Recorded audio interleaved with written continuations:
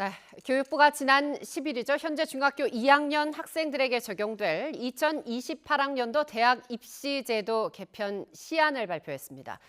고등학교 평가 체제 전반에 걸쳐서 큰 변화를 예고한 만큼 파장이 상당한데요. 뉴스 앞머리에서 전해드렸듯이 장상현 교육부 차관 직접 모시고 교육 당국의 입장과 구상 또 여러 우려에 대한 대비는 어떻게 하고 계시는지 자세히 들어보겠습니다. 어서 오십시오. 예, 네. 반갑습니다. 교육에는 항상 이 말이 따르죠. 교육은 백년지 대계다. 특히 입시제도 바뀔 때마다 그 파급력이 워낙 크다 보니까 관심이 많을 수밖에 없습니다. 이번에 이제 교육부가 현재 중학교 2학년 학생들이 입시를 치르게 되죠. 2028학년도 대학 입시에 적용될 그런 내용을 발표를 했습니다.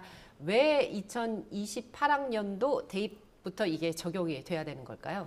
예, 그 앵커께서 말씀 주셨듯이 중학교 2학년생이 25학년도에 이제 고등학교를 가게 됩니다. 네. 근데 25학년도라는 그 해가 중요한 게 예. 교육 과정이 개편이 됩니다. 예. 배우는 내용이 바뀌게 되는 거고요. 그다음에 배우는 방식도 고교 네. 학점제라는 방식이 적용이 됩니다. 고교 학점제. 예, 네. 그래서 이렇게 배우는 내용과 방식 자체가 변화가 있기 때문에 예. 그거에 따라서 대입 제도도 변화가 필요한 부분이 있어서 이번에 시안을 마련하게 된 거고요. 네. 법에 따르면 4년 전까지 대입 제도 개편을 하게 되면 예고를 하게 돼 있기 때문에 예. 금년 말까지 저희가 시안을 내놓고 의견 수렴을 거쳐서 네. 확정을 할 계획입니다. 말씀하신 대로 대입은 학생과 학부모 입장에서는 굉장히 민감하고 또 영향력이 크기 때문에 네. 이번에 저희가 2028 대입제도 개편에 있어서 가장 중점을 둔 가치는 공정하고 그다음에 안정적으로 가야 된다. 공정하고 안정적으로 가야 된다. 예, 그래서 네. 두 가지 가치에 중점을 두었습니다. 공정 그리고 안정. 예. 원래는 상반기 중에 발표가 되지 않을까란 기대가 많았는데 예상보다 발표 시기가 좀 미뤄진 이유가 있을까요? 예, 원래 저희가 준비를 상반기에 미리 이제 시안을 내놓으려고 준비를 했었습니다. 네.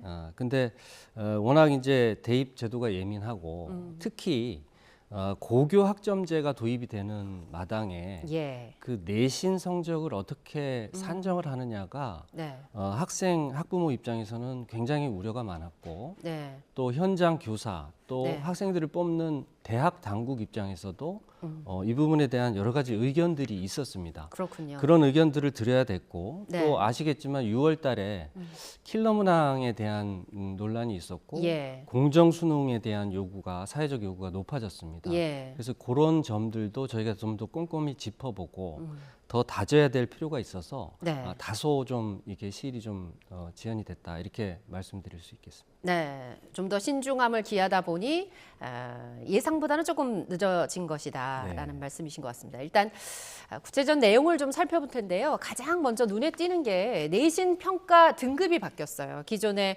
9등급에서 5등급으로. 물론 이제 상대 평가 골격은 유지가 됩니다. 어떤 변화가 예상될까요? 네, 그 고등학교 학교 성적을 9등급으로 특히 상대 평가로 예, 이렇게 산정을 하는 나라는 우리나라가 거의 유일합니다. 그렇군요. 예, 그래서 이번에 글로벌 스탠다드에 맞게 내신 9등급제는 폐지를 하고 예, 다른 나라들 대부분의 이제 주요 국가들 같은 경우에는 A, B, C, D, E 네. 주로 5등급 체제로 고교 내신을 산정하고 있어서 예, 이렇게 일단 방식을 바꿔보자. 네, 고교 학점제 도입과 더불어서 네, 그리고 그렇게 되면 학생들 간의 9등급보다 5등급이 과도한 경쟁을 좀 완화하는 효과가 있습니다. 그리고 교실 수업에 있어서도 네, 협업 능력이라든지 또 공동체 의식 또 이렇게 프로젝트 수업 같은 것들을 네. 좀 더 이렇게 경쟁 관계로 보기보다는 같이 협력해서 수업을 할 수 있는 여건이 마련될 수가 있고요. 네.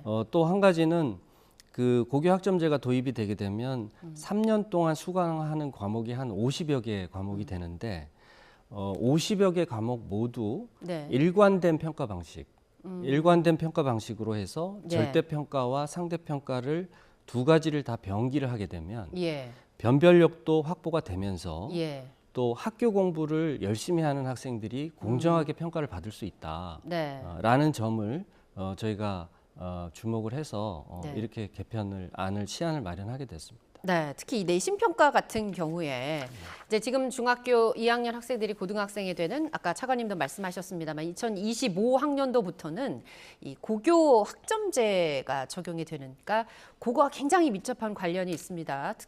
원래는 이게 고교 학점제라는 게 학생 진로 적성에 맞춰서 과목을 자유롭게 선택하는 게 가능한 그런 제도라서 기본적으로 절대평가인데 이번에 보면 말씀하신 것처럼 내신에 절대평가와 상대평가를 다 함께 한다고 그러셨거든요. 예. 그러면 어떻게 좀 달라지는 걸까요? 예, 그 고교 학점제 도입을 결정하고 준비해온 시기는 사실 네. 지난 정부 때였습니다. 그렇죠. 그리고 지난 정부 네. 때 어떻게 예고가 돼 있었냐면 음. 고1 공통 과목, 고1은 네. 주로 공통 과목을 배우게 됩니다. 예.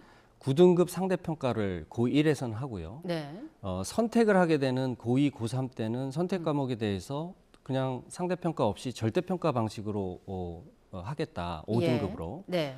등급도 9등급, 5등급이 한 고등학교에서 혼재하게 되고 예. 상대평가, 절대평가가 1학년을 지나서 이제 올라가면서 또 바뀌게 됩니다. 예. 이 부분에 대해서 학생과 학부모님들의 우려가 굉장히 컸습니다. 왜 우려가 크냐? 네. 고등학교 1학년 때는 9등급 상대평가이기 때문에 과도한 경쟁, 지나친 과열이 일어나게 됩니다. 네. 1등급을 받으려는 그런 욕구가 있기 때문에. 예. 2, 3학년 때는 그런 것들이 다 사라지고 절대평가이기 때문에 학교 입장에서는 가급적이면은 성적을 좀 후하게 줘서 부풀려서 이렇게 주게 되는 경향이 있게 되고 예. 만약에 우리가 대입이라는 변수를 없이 생각을 하면 네. 고교 학점제하고 절대평가는 당연히 같이 가야 되는 거이긴 하지만 예.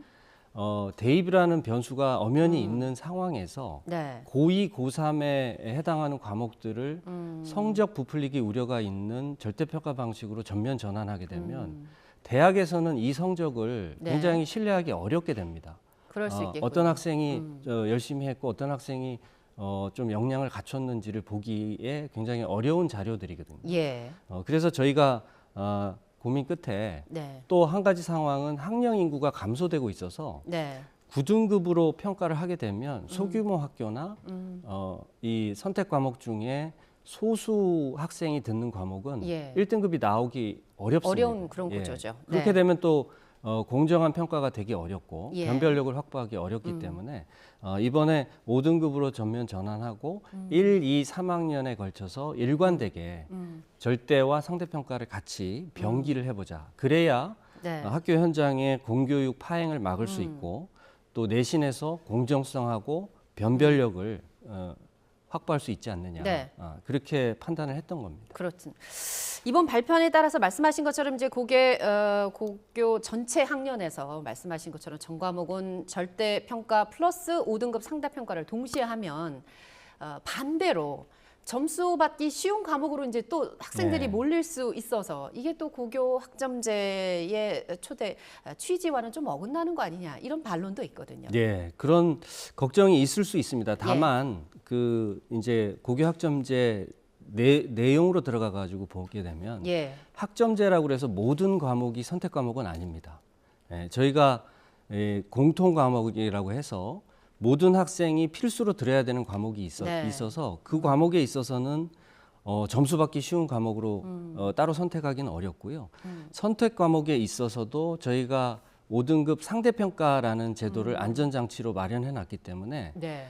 어떤 과목을 선택하더라도 그 안에서 상대평가를 받게 되는 그 장치가 있어서 과도하게 이렇게 부풀려지거나 아니면 쉬운 과목으로만 몰리지는 않을 거라고 저희는 예상을 하고 있고요. 예. 그리고 한 가지 더 말씀드릴 거는 만약에 우리가 절대평가만 하게 되면 이런 과목 쏠림 현상이 더 심해질 수 있습니다.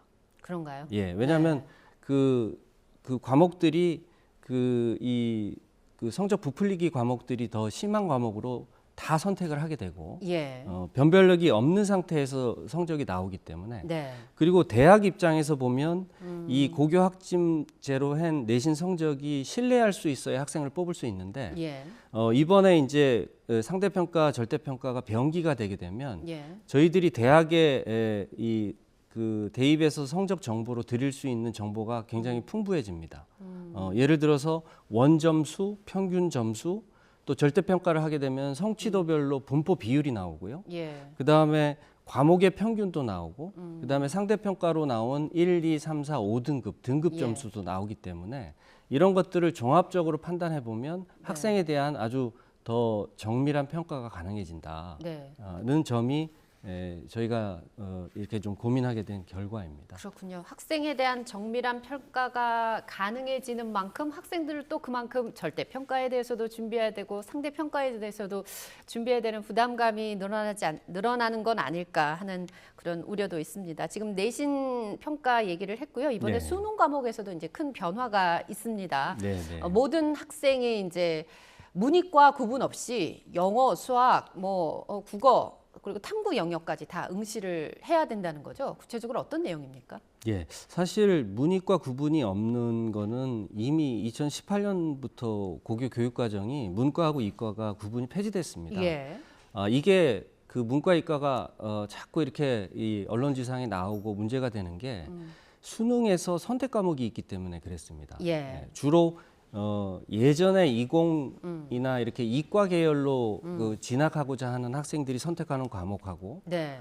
그다음에 문과 쪽을 전공하려는 학생들이 선택하는 과목이 다르기 때문에 현실적으로 선택을 주다 보니까 그래서 이제 문과 침공이라는 현상도 이렇게 나오게 되고 그랬죠. 그리고 어떤 과목을 선택했는지에 따라서 유불리가 생기고 또 예를 들어서 지금 그 사탐, 과탐 같은 경우에는 17개 과목 중에 2개 과목을 선택하도록 되어 네. 있는데 경제나 물리학 같은 과목들은 선택을 하더라도 표준 점수 확보가 어렵습니다. 예, 그런 과목들은 학생들로부터 외면되는 현상이 나오게 됐고 네. 또 어떤 과목을 전략적으로 선택하지 네. 자기의 진로나 적성이나 이런 걸 보고 선택한다기보다 예. 유불리가 달라지기 때문에 네. 그런 불공정을 좀 해소해보자 네. 라는 생각에서 네. 국어, 영어, 수학에서도 선택 과목을 통합으로 바꾸고 예. 그다음에 탐구 과목에서도 통합사회, 통합과학을 출제를 해서 예.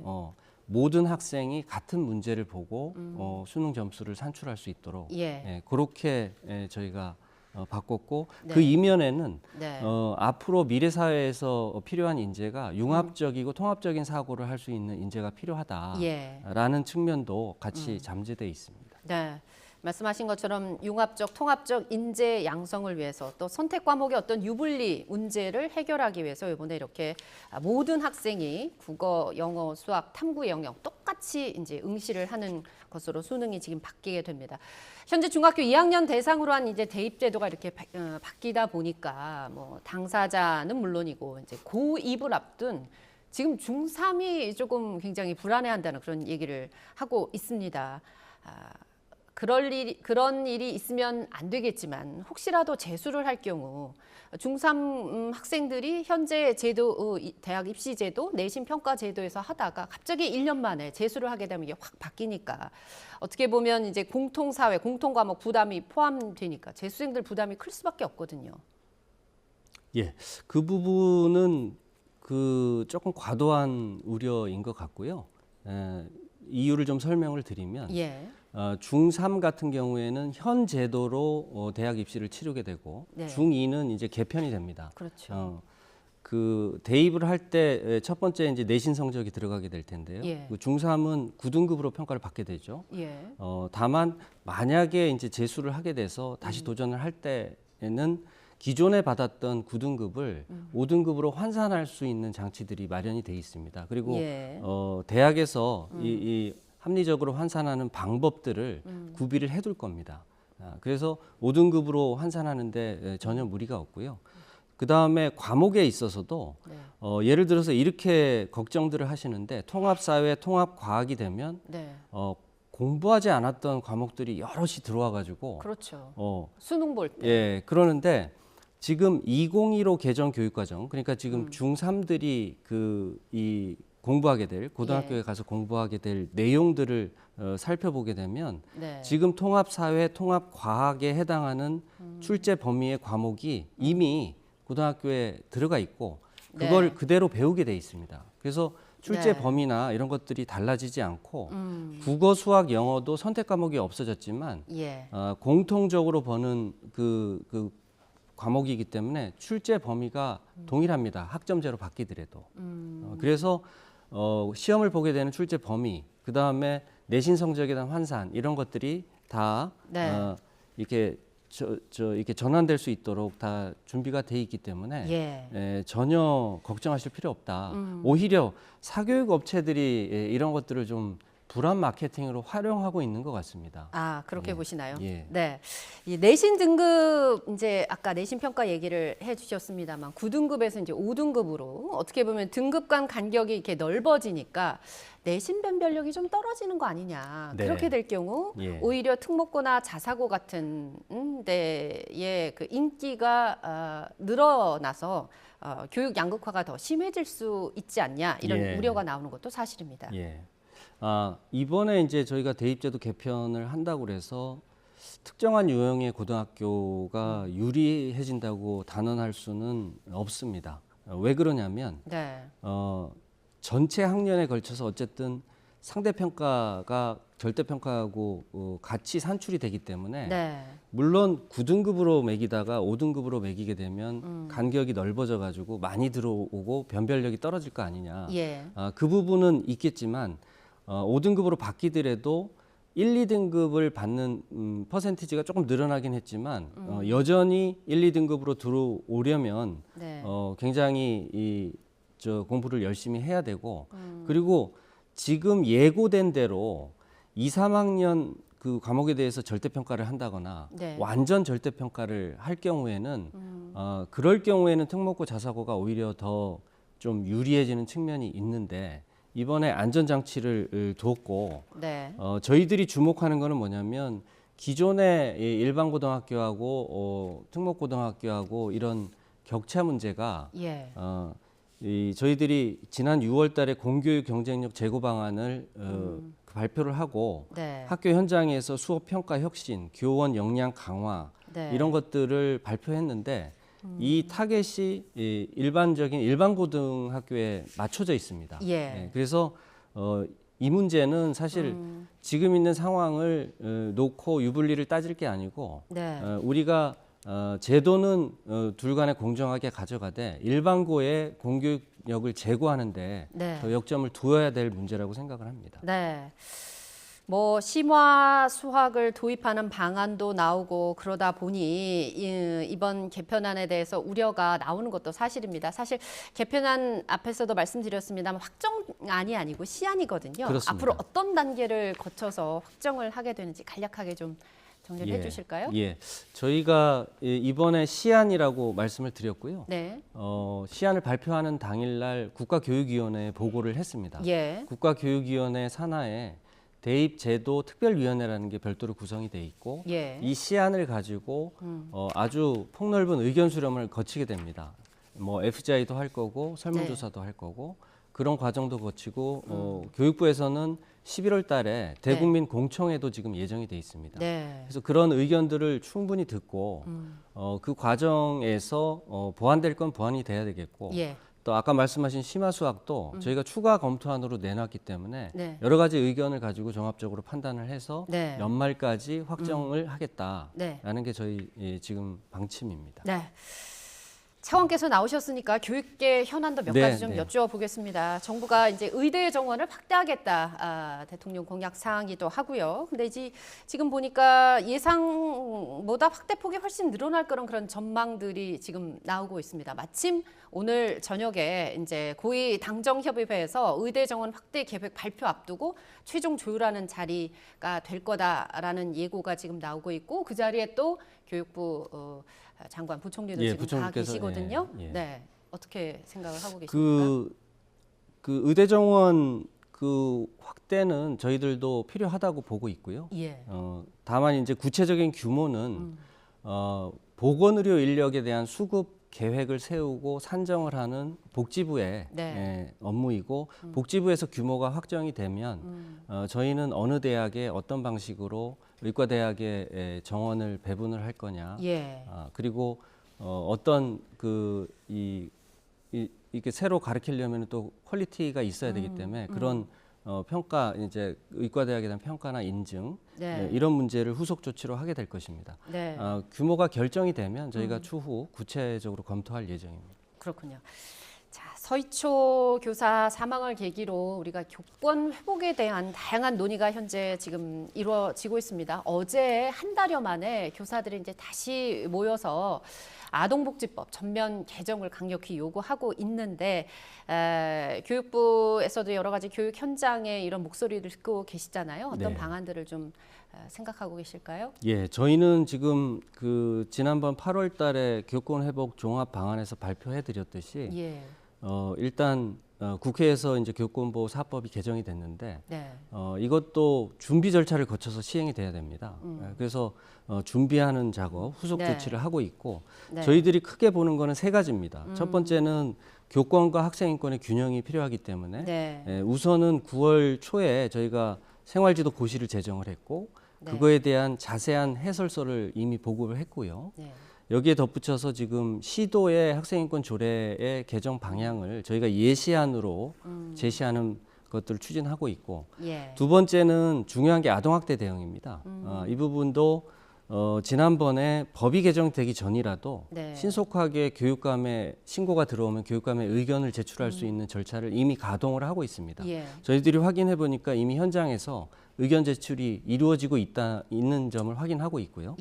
그 다음에 악성 민원 대응도 중요한데 학교 단위의 통합적인 민원 창구를 단일화해서 교사분들의 부담을 줄여드리고 교육청에 통합 민원 팀을 설치해서 처리를 하고 또 AI 챗봇 같은 그런 기술도 도입을 해서 이거는 저희가 하반기에 지금 시범으로 하고 있고 내년 첫 학기부터는 본격적으로 전 학교에 구비가 될 수 있도록 그렇게 노력을 하고 있고요. 그 다음에 한 가지 중요한 거는 이게 학생과 학부모와 선생님 간에 어떤 공통적인 노력으로 교권이 회복되는 거지. 그래서 저희가 함께 학교라는 모토로 해서 이런 캠페인도 하고 거기에 새로운 온라인 플랫폼을 만들어서 직접적으로 현장하고 소통할 수 있는 이 플랫폼을 만들 거고요. 매주 부총리께서 지금 교원하고 정례 소통 간담회를 하고 있고 또 별도로 현장 교원하고 TF를 만들어서 어떤 문제들을 현장에서는 고쳐나가야 되는지를 계속 논의하고 이렇게 보완해 나가고 있다 이렇게 말씀드릴 수 있겠습니다. 말씀하신 것처럼 교권 회복과 학생인권 보호가 투특으로 동시에 이루어져야 된다. 그런 방안을 가지고 노력하고 계시다는 얘기십니다.